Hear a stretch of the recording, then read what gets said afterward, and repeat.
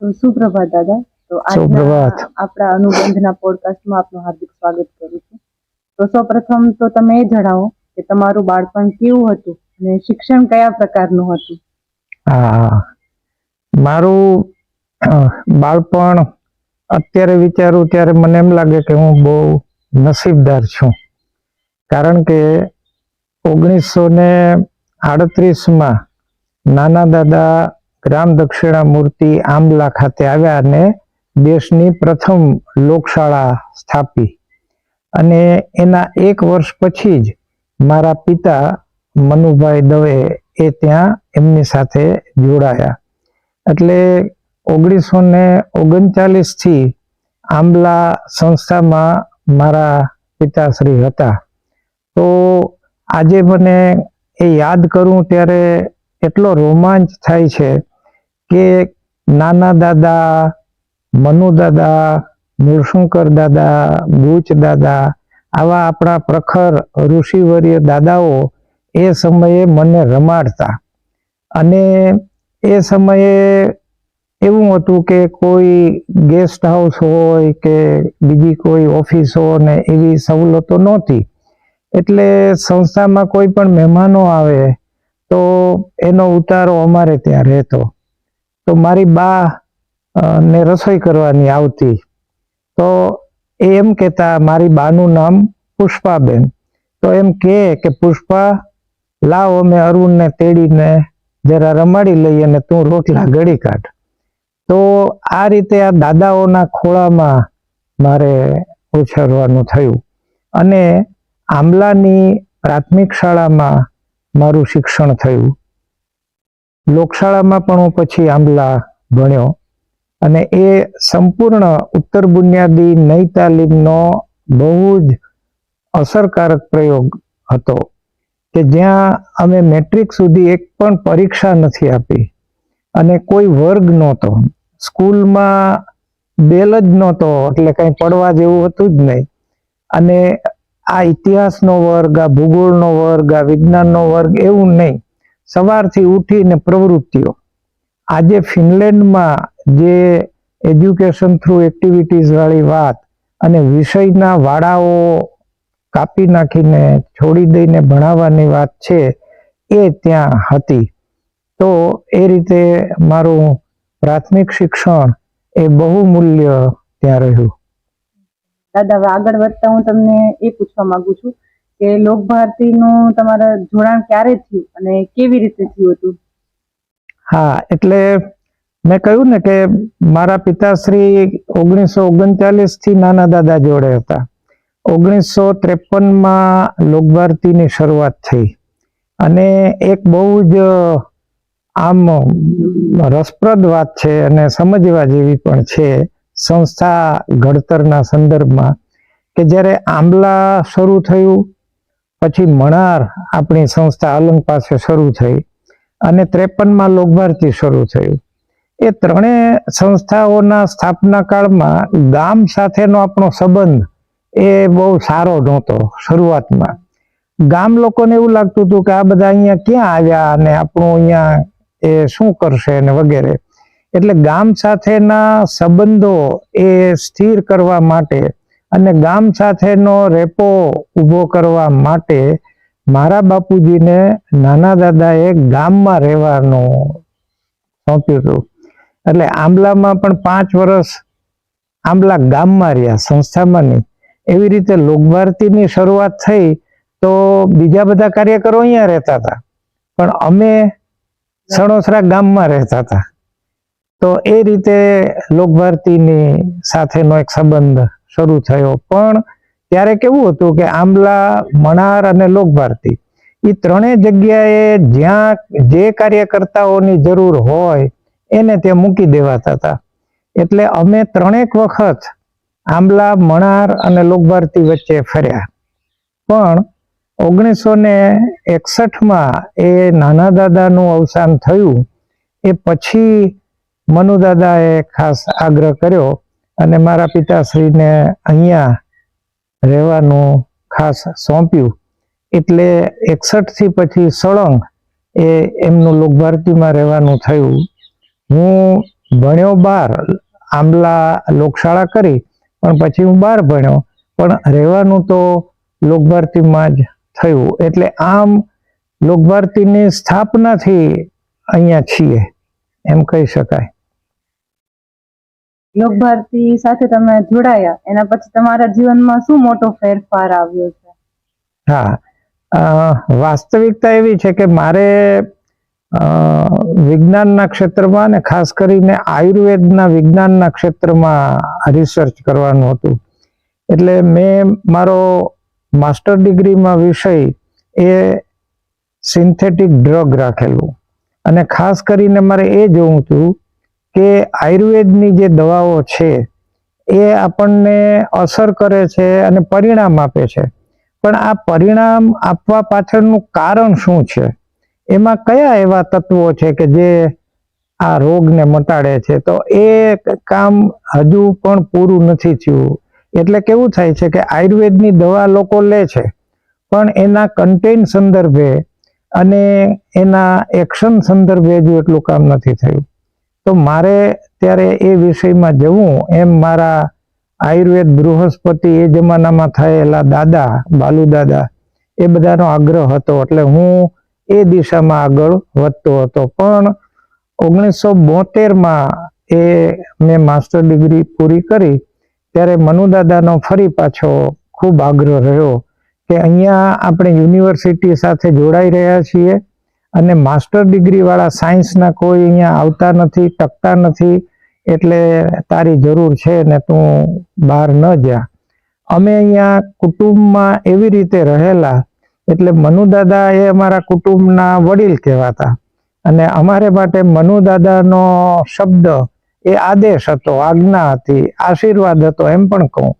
તો એમનો આગ્રહ થયો એટલે પછી મારે બહાર જવાનો વિચાર સ્થગિત રાખવો પડ્યો. પણ ત્યારે વાત એવી હતી કે મારે થોડા વર્ષો અહીંયા કામ કરવું અને પછી મારી ઈચ્છા પ્રમાણેના બહારના કામમાં જવું.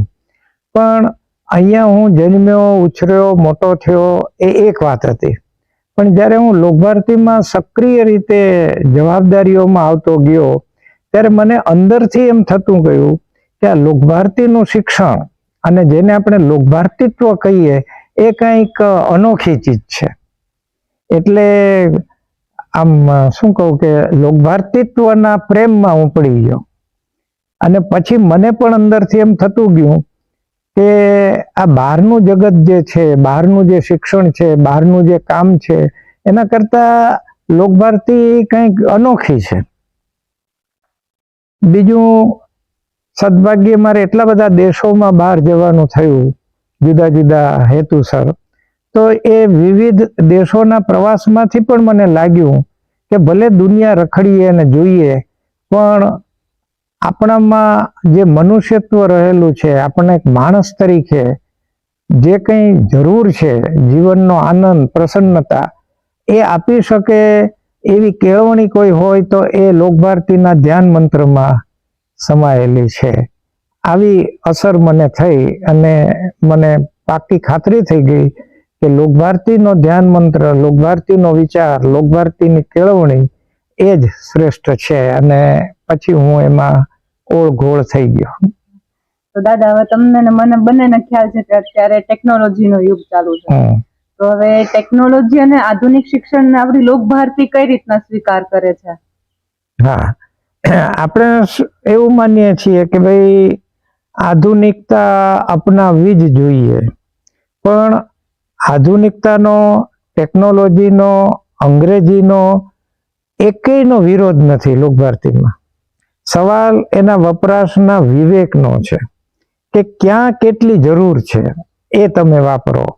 આપણે અહીંયા તમે જુઓ કે લોકભારતીને તમને હજુ બધી વિગતો ન હોય, પણ બાયોગેસ પ્લાન્ટની વાત હોય, નિર્ધૂમ ચૂલાની વાત હોય, સોલર એનર્જીની વાત હોય, આ બધી જ ટેકનોલોજીમાં ગુજરાતમાં લોકભારતીને આપણે પ્રથમ સ્થાન અપાવેલું છે. તો એ બધી એપ્રોપ્રિએટ ટેકનોલોજી કહેવાય કે જેની જરૂર છે. બીજું, વિજ્ઞાન કરતાં પણ વૈજ્ઞાનિક અભિગમની, વૈજ્ઞાનિક દ્રષ્ટિકોણ જેને કે છે, સાયન્ટિફિક આઉટલુક કહીએ, એની ખૂબ જરૂર છે. તો તમારી પાસે કોઈક સાધન આવે, પણ એ સાધન કેમ વાપરવું, ક્યાં વાપરવું, એની આપણામાં વિવેક બુદ્ધિ હોવી જોઈએ. તો લોકભારતીએ ટેકનોલોજી વાપરવી જ જોઈએ, એને વાપરવી જોઈએ. અને એટલે હમણાં આપણે એક નવી વાત મૂકી છે કે ભાઈ સનાતન સત્ય છે એ લોકભારતીનો ધ્યાન મંત્ર છે, વિદ્યા અને અવિદ્યાનો. પણ એના ઉપર આપણે નૂતન કલમ ચડાવવાની છે. એટલે આપણું મૂળ જે સત્વ તત્વ છે એ જાળવી રાખવાનું, અને નવી એક એક કલમ એના ઉપર તમે ચડાવતા જાઓ. અને એ કલમની કૂંપળો એ નવી ટેકનોલોજી છે. એટલે ટેકનોલોજીનો સ્વીકાર જ છે, પણ વિવેકપૂર્ણ જરૂર હોય ત્યાં. તો દાદા, આગળ વધતા હું એ જાણવા ઈચ્છું છું કે સફળતાનો અર્થ તમારા મતે શું છે? વાહ, સફળતા, નિષ્ફળતા આવા બધા શબ્દો જીવનમાં હોય, પણ હું જે સમજ્યો છું ને મને જે આટલા વર્ષનો અનુભવ છે એ જોતા હું સફળતા એટલે પ્રસન્નતા એમ કહું. તમે સફળતા નિષ્ફળતા એ બધું સાપેક્ષ હોય છે, બરાબર ને? માનો કે આપણા વચ્ચે કંઈક કોઈ પણ સ્પર્ધા છે, બરાબર?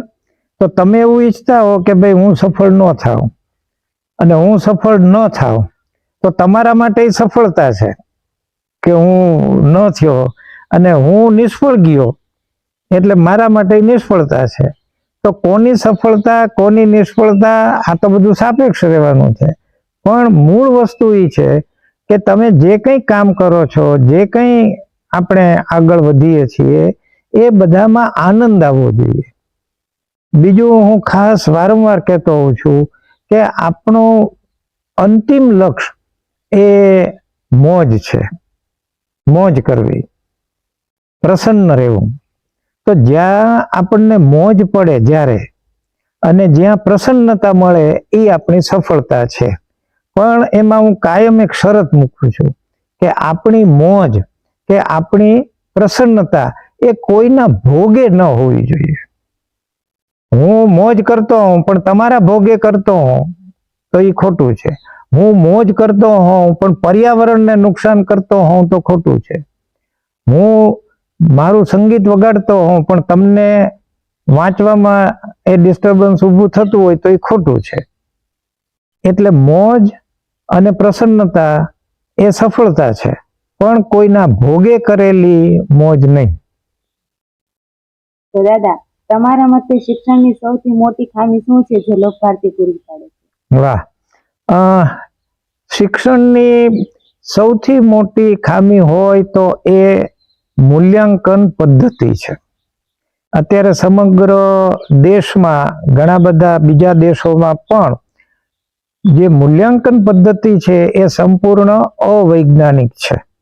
કારણ કે માણસ પાસે બે વસ્તુ જોઈએ, આવડત પણ જોઈએ અને સંસ્કાર પણ જોઈએ. એટલે સ્કિલ અને સંસ્કાર. વિનોબા સમજાવે છે એમ કહું તો મનુષ્યની બે પાંખો છે. એ બે પાંખો એટલે શું છે? વિજ્ઞાન અને અધ્યાત્મ. આપણો ધ્યાન મંત્ર શું કહે છે કે મનુષ્યની બે પાંખો છે, વિદ્યા અને અવિદ્યા. એ પાંખોથી આ મનુષ્ય રૂપી પંખીએ આ જીવન સાગરમાં ઉડવાનું છે. તો આપણી પાસે આ બંને વસ્તુ હોવી જોઈએ. એટલે વિદ્યા અને અવિદ્યા બંનેનો વિવેકપૂર્ણ સમન્વય થતો હોવો જોઈએ, તો એ સાચું છે. તો દાદા, લોકભારતીના સ્થાપકના વિચારોમાંથી આપને કયો વિચાર સૌથી વધુ પ્રેરણાદાયી લાગે છે? આપણા જે દાદાઓ છે ને, એ દાદાઓનું એક કોઈ સૂત્રરૂપ કેવું એ અઘરું છે, અશક્ય છે. એટલા માટે કે હું ઘણી વખત કહેતો હોઉં છું કે લોકભારતી જેવું કોઈ ન થાય.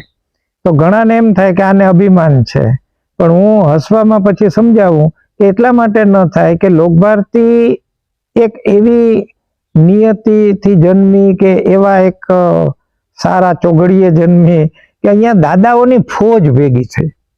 આટલા દાદાઓની ફોજ ગુજરાતમાં નહીં, દેશના કોઈ આવી સંસ્થામાં ભેગી નથી થઈ. એટલે આપણે ત્યાં કેવી બધી રેન્જ છે તમે જુઓ કે નાના દાદા, બરાબર, તો એણે અધ્યાત્મના ક્ષેત્રમાં, જીવનના ક્ષેત્રમાં, કેળવણીના ક્ષેત્રમાં અદ્ભુત વાતો કરી. મનુ દાદા સાહિત્યના ખેરખા. તો સાહિત્યથી આપણું જીવન કેવી રીતે ઉજાગર કરી શકાય, સારું સાહિત્ય કેવું કહેવાય, એના એ ધુરંધર બન્યા. બુચ દાદા, તો એક માણસ કેટલો વિનમ્ર હોઈ શકે, માણસમાં કેટલા સદગુણો હોઈ શકે, એની એક આદર્શ મૂર્તિ આવ્યા. મૂળશંકર દાદા, તો એક ગૃહપતિ એક કેવો હોય, એ માંડથી પણ ચડી ગયા.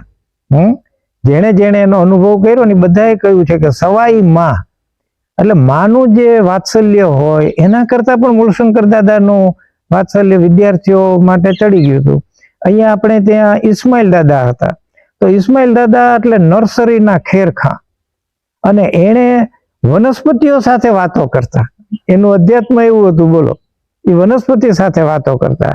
તો એ ઇસ્માઇલ દાદા હતા. અહીંયા એક કૃષ્ણલાલ શુક્લ દાદા કહેતા, એ ગાયોના ગૌશાળાના નિષ્ણાંત હતા, આખા ગુજરાત કક્ષાના. આ લોકવનની શોધમાં આપણને મળ્યા ઝવેર દાદા. ઝવેર દાદા એવા હતા. તો તમે જુઓ ને, તો આમ આપણે ત્યાં વિવિધ ક્ષેત્રના એ નિષ્ણાંત લોકોને જાણે ભગવાને દક્ષિણામૂર્તિ દેવે આપણને ત્યાં મોકલ્યા. એટલે તમામ ક્ષેત્રનું સરસ અહીંયા ભેગું થયું, દોહન એક ભેગું થયું. એટલે આપણે કોઈ એક દાદાનું શું ગમ્યું એ કેવું અઘરું છે, પણ એક આમ એને જનરલાઇઝ કરીને કેવું હોય તો એમ કહેવાય કે આ બધા દાદાઓએ આપણને શું આપ્યું, તો કે જીવનલક્ષી કેળવણી. અત્યારે બધે પરીક્ષાલક્ષી કેળવણી અપાય છે, ત્યારે આ બધા જ દાદાઓનું પોટલું વાળીએ ને આપણે, તો એ પોટલા ઉપર લખાય કે જીવનલક્ષી કેળવણી. તો દાદા, અંતે એ જણાવો કે આપના માટે લોકભારતી શબ્દનો વ્યક્તિગત અર્થ શું છે? લોકભારતી એટલે મારી પ્રસન્નતા અને મોજનો મોટામાં મોટો સ્ત્રોત. લોકભારતી છે ને, એ કોઈ સ્થૂળ સંસ્થા કે સ્થૂળ જગ્યા કે કોઈ એક એવી સ્થાવર મિલકત જેવું નથી. લોકભારતી એ એક વિચાર છે, એક આંદોલન છે, એક ક્રાંતિ છે. એમ પણ હું કહું કે લોકભારતી તમે જ્યારે બોલો છો ને, ત્યારે લોકભારતીની દિનચર્યા, લોકભારતીનો અભ્યાસક્રમ, લોકભારતીનું ભાવાવરણ, લોકભારતીની ગૌશાળા, લોકભારતીનું સંશોધન, લોકભારતીનું વિજ્ઞાન કેન્દ્ર, આ બધું એમાં આવે છે. તો આ બધું એક સાથે અહીંયા હોય. તમે જુઓ ને, એક શાંતિથી પછી જોજો કે કોઈ સંસ્થામાં એક સાથે આટલા લાઈવ ડેમોન્સ્ટ્રેશન હોય એવી કોઈ સંસ્થા નથી. અહીંયા તમને બાયોગેસ પ્લાન્ટની 4 ડિઝાઇન મળે, સ્મોકલેસ ચૂલાની મળે, સોલરની મળે, વિન્ડ મિલની મળે, ખાતરોની મળે, ઘઉં સંશોધનનું મળે, સોયાબીનનું મળે, વિજ્ઞાન શિક્ષણનું મળે, કૃષિ વિજ્ઞાન કેન્દ્ર મળે, બાગાયત મળે, ખેતી મળે. શું નથી અહીંયા? તો અહીંયા બધા જ પ્રકારના લાઈવ ડેમોન્સ્ટ્રેશન છે કે જેમાંથી જેને જેમાં રસ હોય એ લઈ શકે છે. તો તમને શેની ભૂખ છે? એ ભૂખ સંતોષે છે લોકભારતી.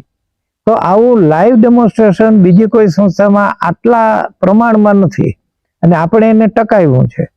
એટલે એ સંદર્ભે લોકભારતી એ એક બહુ મોટો કેળવણીનો યજ્ઞ છે. અને આજે હવે દુનિયાને સમજાય છે કે લોકભારતી જેવી કેળવણી હોવી જોઈએ. અલબત્ત હજી બહારની દુનિયા લોકભારતીને એટલી નથી સ્વીકારતી, પણ આપણે સમજવાનું છે કે જો તમે ફિનલેન્ડનું શિક્ષણ વખાણતા હો, જાપાનનું શિક્ષણ વખાણતા હો, બીજા વિકસિત દેશોનું શિક્ષણ વખાણો છો, પછી તો કે હમણાં સરકારે રાષ્ટ્રીય શિક્ષણ નીતિ NEP 2020 જાહેર કરી, એને આપણે ખૂબ ચગાવી. પછી યુનેસ્કોએ આવતા ભવિષ્ય માટેનો એક ગ્રંથ તૈયાર કર્યો. આ બધાનો તમે જો અભ્યાસ કરો ને, તો હું ખાતરીપૂર્વક કહું કે એમાં 90% આપણી લોકભારતી છે. તો એનો અર્થ એમ થયો કે દુનિયા આજે જે વિચાર તરફ જઈ રહી છે, દુનિયા આજે જે હોવું જોઈએ એવી હજુ વાત કરે છે, એ આપણે ત્યાં 72 વર્ષથી 1953 થી અમલમાં છે. આથી મોટી કોઈ સાબિતી હોઈ શકે કે જગતના તજજ્ઞ લોકો આજે જે વિચારી રહ્યા છે એ અહીંયા 53 થી અમલમાં છે, પણ એ સમજતા વાર લાગશે. હવે એ જ્યારે સમજે ત્યારે આપણે જો સમજીએ ને તો એ આપણું જીવન ધન્ય થઈ જાય. થેન્ક યુ દાદા, તમે તમારો કિંમતી સમય અમને આપ્યો.